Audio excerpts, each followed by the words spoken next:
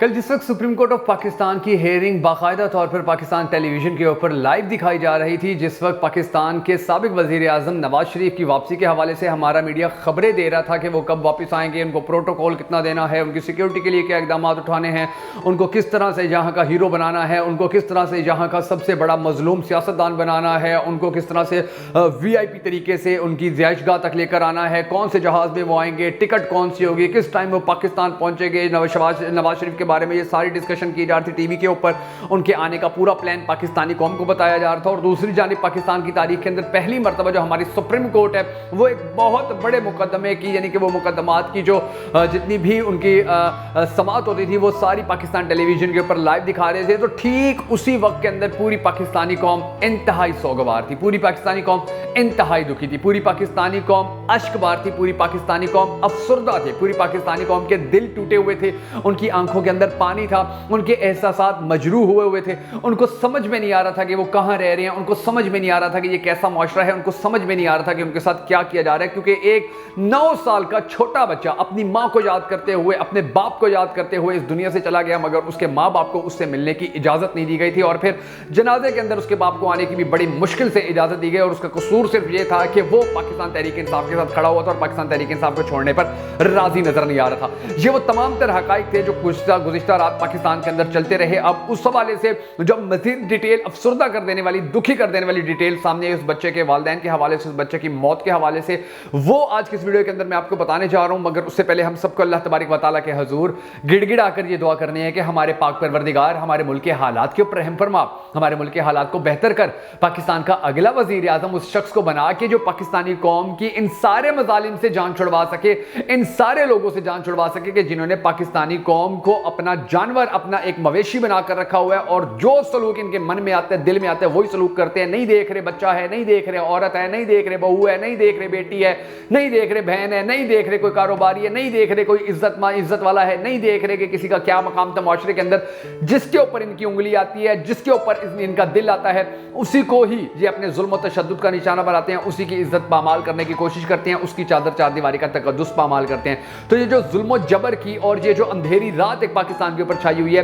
ہم سب کو دعا کرنے کہ اللہ تبارک و تعالیٰ اس ظلم و جبر کی رات کو جلد از جلد ختم کروائے۔ اگر آپ بھی ہم سب کے ساتھ مل کر ہمیشہ کی طرح اس دعا میں شامل ہونا چاہیں تو کمنٹ سیکشن میں آمین ضرور لکھیے گا، اور کمنٹ سیکشن کے اندر آپ نے ہمیں یہ بھی ضرور بتا دینا کہ آپ ان حالات کے اندر پاکستان کا اگلا وزیر اعظم کس کو دیکھنا چاہتے ہیں۔ میں ہوں شکیل حیدر اور آپ دیکھ رہے ہیں آپ کا موسٹ فیوریٹ چینل بگا فیکٹس۔ ناظرین گرامی، ہماری عدلیہ کو اس کا ایک بہتر امیج سامنے لانے کے لیے جو ہمارے نئے چیف جسٹس صاحب ہیں قاضی فائز عیسیٰ صاحب، انہوں نے ایک بہت بڑا اقدام اٹھایا، جس کی وجہ سے ان کی جو ذاتی زندگی تھی، جو ان کی ذاتی شہرت تھی، اس کو آسمان پر لے کر جانے کی کوشش کی گئی کہ یہ دیکھیے جی بالکل مکمل طور کے اوپر ٹی وی کے اوپر اب آ رہا ہے کہ جی جو سماعتیں ہو رہی ہیں کیسز کی، اور ان کیسز کی سماعت جو ہے وہ عوام تک پہنچائی جا رہی ہے۔ لیکن سوال یہ ہے کیا اس طرح سے پی ٹی وی کے اوپر سماعت دکھانے کے نتیجے کے اندر پاکستان کے اندر اس وقت جو لاکھوں کیسز زیر التوا ہیں، کیا وہ جلدی حل ہونا شروع ہو جائیں گے؟ اس وقت پاکستان کے اندر جو ہر دوسرا عدالت جانے والا شہری پاکستان کے عدالتی نظام سے ناراض نظر آتا ہے، نالاں نظر آتا ہے، نا امید نظر آتا ہے، مایوس نظر آتا ہے، کیا ان کی اداسیوں، ان کی مایوسیوں کی جو حد بندی ہے وہ کی جائے گی؟ کیا ان کی اداسیوں اور ان کی مایوسیوں کی جو عدالتی نظام سے ان کی ہے وہ ختم کی جائے گی؟ کیا کیسز کا ٹرائل بر وقت کیا جائے گا؟ کیا انصاف کے تقاضوں کو پورا کیا جائے گا؟ اگر ٹی وی پر دکھانے سے یہ سب کچھ ہوتا ہے تو موسٹ ویلکم، جتنا مرضی ٹی وی پر آپ دکھائیں، جتنا مرضی آپ اپنی شخصیت کو ابھار کر پوری دنیا کے سامنے لائیں، اس سے کسی کو کوئی کنسرن نہیں ہوگا، کیونکہ ان کو انصاف بر وقت مل رہا ہوگا۔ لیکن اگر ہمارا عدالتی نظام اسی طرح چلتا رہتا ہے جو with the passage of time مزید گندے سے گندا اور مزید زیادہ سے زیادہ خراب تر ہوتا چلا جا رہا ہے، تو پھر اس طرح آپ ٹی وی کے اوپر دکھائیں، آپ کیبل کے اوپر دکھائیں، آپ یوٹیوب کے اوپر دکھائیں، آپ فیس بک کے اوپر دکھائیں، آپ انسٹا کے اوپر دکھائیں، آپ کسی بھی جا کر ویب سائٹ کے اوپر یا کسی بھی ٹی وی چینل کے اوپر، بی بی سی کے اوپر بھی آپ جا کر بیٹھ جائیں اور دکھائیں جی ہماری عدالتوں کے اندر تو لائیو کوریج ہو رہی ہے، جی ہماری عدالتوں کے جو کیسز ہیں وہ سنے جا رہے ہیں، کوئی فائدہ نہیں آئے گا۔ عوام کے اندر زیادہ نفرت آئے گی، عوام کے اندر زیادہ غصہ آئے گا، کیونکہ ان کو پھر یہ سمجھ میں آ جائے گی کہ یہ تو ٹوپی ڈرامہ ہمارے ساتھ کیا جا رہا ہے کہ جی ایک جانب پی ٹی وی کے اوپر یہ سب کچھ دکھایا جا رہا ہے اور دوسری جانب ہمارا جو عدالتی نظام ہے وہ بہتر نہیں ہو رہا۔ اب ایک سچویشن تو چل رہی تھی یہ کل رات کو ٹی وی کے اوپر، دوسری سچویشن یہ چل رہی تھی کہ پاکستان کو سب سے زیادہ لوٹنے والا جو شخص ہے، جس کے بارے میں کینیڈا اور دوسرے ممالک کی یونیورسٹیز کے اندر لیکچر دیے جاتے ہیں اور اس کی شکل کو، اس بندے کی زندگی کو فار ایگزامپل پیش کیا جاتا ہے کہ یہ دیکھیے یہ مثال ہے دنیا کے اندر سب سے زیادہ کرپشن کرنے کے جو طریقے نکالنے والی شخصیت ہے وہ یہ ہے. جس نے اپنے ملک کو سب سے زیادہ لوٹا کھسوٹا ہے وہ یہ ہے. جس نے اپنے ملک کو برباد کیا ہے, تباہ کیا ہے, دیوالیہ ہونے کے قریب پہنچایا ہے وہ یہ ہے. اس کا خاندان ہے کہ جس نے اس پاکستان کی اینٹ سے اینٹ بجا دی ہے, صرف اپنی سیاست چمکانے کے لیے, صرف اپنے ذاتی مفادات بنانے کے لیے, صرف اپنی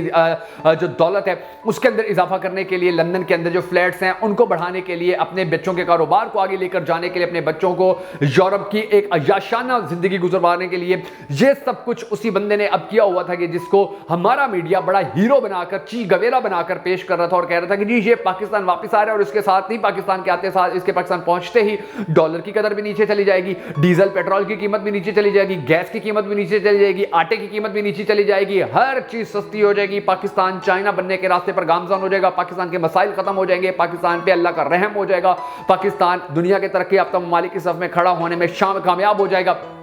سب کچھ کہا جا رہا تھا. اور اسی دورانیے کے اندر جب ہماری عدلیہ یہ کر رہی تھی, جب نواز شریف کے بارے میں ہمارا میڈیا یہ کچھ کر رہا تھا, تو پاکستانی قوم اداس تھی, پاکستانی قوم کے دل دکھے ہوئے تھے, پاکستانی قوم کے دل ٹوٹے ہوئے تھے, پاکستانی قوم اپنی آنکھوں میں آنسو لیے بیٹھی تھی, پاکستانی قوم اللہ سے التجا کر رہی تھی کہ ہمارے پاک پروردگار اس ظلم کے نظام سے ہماری جان چھڑوا. پاکستانی قوم دعا کر رہی تھی اے ہمارے پاک پروردگار ان ظالموں کے ہاتھ توڑ دے, ان کے بچوں کی موت ان کی آنکھوں کے سامنے اسی طرح سے ہو اور یہ بے بس ہو جیسے آج اس بچے کا باپ بے بس تھا. پاکستانی قوم اس دکھ کے اوپر متحد ہو چکی تھی اور الحمدللہ ثم الحمدللہ یہ واقعہ سامنے آنے کے بعد دیکھا گیا ہے کہ پاکستان کی جتنے بھی لوگ تھے, جتنی بھی خواتین, بچے, بزرگ, نوجوان, وہ سارے ایک پلیٹ فارم کے اوپر آئے, وہ سارے ایک جگہ پر آئے اور ان سب نے مل کر مذمت کی کہ یہ جو کام کیا گیا ہے, جس طرح اس بچے کی موت جس طرح بے بسی کے اندر کی گئی ہے, یہ انتہائی افسوسناک ہے اور اس کو کبھی ایکسیپٹ نہیں کیا جائے گا. اب ہوا کیا ہے ناظرین کرام, یہ جو 9 سالہ بچہ تھا جس کا انتقال ہوا ہے, اس کے والد کو اب یہ صرف ایک اجازت دی گئی کہ تم اپنے بچے کے جنازے کے اندر شرکت کر سکتے ہو. حالانکہ پہلے میڈیا کے اوپر یہ بڑا زور لگایا جا رہا تھا, بڑی باتیں کی جاتی کہ جی اس کا تو کچھ پتہ ہی نہیں چل رہا, وہ تو گھر سے بھاگا ہوا ہے, وہ تو غائب ہے, اس کے بارے میں تو ہماری ایجنسیاں بھی نہیں جانتی, اس کے بارے میں تو ہماری پولیس بھی نہیں جانتی, اس کے بارے میں تو ہمارے ادارے بھی نہیں جانتے کہ وہ کہاں ہے, اس کو ڈھونڈنا ہی ناممکن ہے, وہ تو ہمیں مل نہیں رہا ہے. لیکن جب اس کا بچہ مر گیا تو پھر ہمارے انہی اداروں نے پیش کیا کہ جی ہمارے پاس تھا, یہ لیجیے جائے, اس کو جنازے کے اندر لے جائیے. اب یہ جو تحریک انصاف کا رہنما ہے, اس کا قصور یہ تھا کہ یہ پاکستان تحریک انصاف کے ساتھ کھڑا ہوا تھا. 9 مئی کے جو واقعات, افسوسناک واقعات پیش آئے تھے, اس کے بعد جو عباد فاروق ہیں پولیس کو مطلوب تھے, اور ان کی دادی اس حوالے سے بتاتی ہے کہ جی ان کو تو پکڑ بھی لیا گیا تھا, اریسٹ بھی کر لیا گیا تھا, لیکن سامنے نہیں لاتے تھے. تو اس وقت ان کی جو فیملی ہے اس کو ٹارچر کرنے کا پولیس کو ٹاسک ملا ہوا تھا. ایک دن پولیس آتی تھی, دروازے کھڑکیاں توڑتے تھے, گیٹ توڑتے تھے, دادی کو بالوں سے پکڑ کے گھسیٹ کے لے جاتے تھے, پھر اس کو واپس چھوڑ جاتے تھے. اگلے دن پھر اسی بچے کی ماں کو بالوں سے پکڑا, گھسیٹا, تھپڑ مارے, جوتے مارے, گالیاں دی, ماں بہن ایک کی, اور ان کو پھر پکڑ کے لے گئے. یہ سلسلہ مسلسل چلتا رہا. وہ جو ایک 9 سال کا بچہ تھا, وہ جو اتنا انٹیلیجنٹ بچہ تھا, اور پھر افسوس کی بات یہ ہے کہ اس بچے کے بارے میں پروپیگنڈا کیا گیا وہ تو پیدائشی بیمار تھا. ارے ظالموں, پیدائشی بیمار نہیں تھا, وہ اپنی کلاس کا ٹاپ کا بچہ تھا, وہ اپنی کلاس میں پوزیشنز لیا کرتا تھا, وہ کھل کر شرارتیں کیا کرتا تھا, وہ کھل کر اپنی زندگی جی رہا تھا, وہ اپنے ماں کے ساتھ, اپنی دادی کے ساتھ, اپنے باپ کے ساتھ بڑی اچھی زندگی گزار رہا تھا. اس کی جا کر آپ ویڈیوز دیکھیں تو آپ کی آنکھوں میں آنسو آ جائیں گے کہ یار ایسا بچہ ان حالات کے اندر مارا گیا کہ اس کا باپ بھی اس کے جنازے پہ صرف آ سکا اور اس کی ماں کے ساتھ بھی اس طرح سلوک کیا جا رہا تھا. آپ دکھی ہو جائیں گے. اچھا, اب یہ سچویشن بنی کہ پہلے دادی کو لے جاتے تھے, ماں کو لے جاتے تھے, نوکروں کے اوپر تشدد کرتے تھے, دروازے توڑتے تھے, کھڑکیاں توڑتے تھے, گالیاں دیتے تھے. اب اس بچے نے, 9 سالہ بچے نے یہ کبھی نہیں دیکھا تھا. اس کے ذہن کے اوپر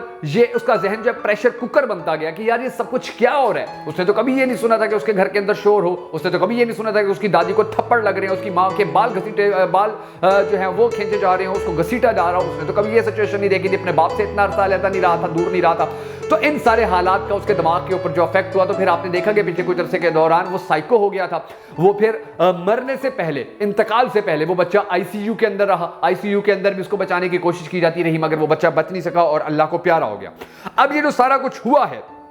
تو آپ اندازہ لگائیے کہ اس کے اوپر پھر اور کیا ظلم ہوا. اس کے اوپر مزید ظلم یہ ہوا کہ اس بچے کی جب ڈیتھ ہوئی تو پورے علاقے کے اندر خوف و ہراس پھیل گیا. بڑے بڑے صحافی, ہمارے بڑے صحافی نہیں کہنا چاہیے, بڑے بڑے لفافی کہنا چاہیے, یہ لوگ کہ جو کہتے ہیں کہ جی ہمارے پروگرام, ہمارے ٹاک شوز پورا پاکستان شوق سے دیکھتا ہے, ہمارے ٹاک شوز پورے پاکستان کا مائنڈ سیٹ چینج کر دیتے ہیں, پورے پاکستان کی سوچ تبدیل کر دیتے ہیں, پورے پاکستان کا زاویہ بدل کے رکھ دیتے ہیں. یہ تھکڑ اور 2 ٹکے کے جو ہمارے صحافی ہیں, جو خود کو بڑا پرائم ٹائم کا کامیاب ترین صحافی کہتے ہیں, ان کی بولتیاں بند ہیں. ہم سوال کرتے ہیں کیا ان کے بچے نہیں ہیں؟ اگر ان کو یہ لگتا ہے کہ یہ غلط ہے تو اللہ کرے ان کے ساتھ بھی وہی سب کچھ ہو, اور یہی کرنے والے ہوں جن کے حق میں یا چپ ہیں, یہی کرنے والے ہوں ان کے بچوں کے ساتھ اور یہ اپنے بچوں کی موت کا تماشا اس طرح سے دیکھیں، پھر ان کو پتا چلے گا کہ کتنے دکھ اور کتنے افسوس کی بات ہوتی ہے جب ایک باپ کے سامنے اس کے بچے کو اس طرح سے سسکتا ہوا مرنے کے لیے چھوڑ دیا جاتا ہے۔ اب حفیظ اللہ نیازی ایک بہت بڑے پولیٹیشین ہیں، وہ میدان میں آئے، وہ جیو کے اوپر بیٹھ کر پروگرام بھی کرتے رہتے ہیں اور انہوں نے کہا کہ جی میں اس جنازے کے اندر ہر صورت پہنچوں گا، چاہے پولیس مجھے جتنا روکتی ہے، جو کچھ مرضی کرتی رہے۔ اب جس علاقے کے اندر یہ جنازہ پڑا جا رہا تھا، جگہ جگہ وہاں پر پولیس تعینات تھی، سنائپر تعینات تھے، وہاں پر اندازہ لگائیے ایک بچے کا جنازہ اور حالات دیکھیے، اور پریشرائز کیا گیا، دباؤ ڈالا گیا کہ فوراً سے پہلے اس بچے کو قبرستان لے کر جاؤ، اس کا جنازہ کرو اور فوراً دفن کر کے واپس آ جاؤ، قبرستان کے اندر بھی کوئی نہیں ٹھہرے گا اور اس بچے کے گھر کے آگے بھی کوئی نہیں ٹھہرے گا۔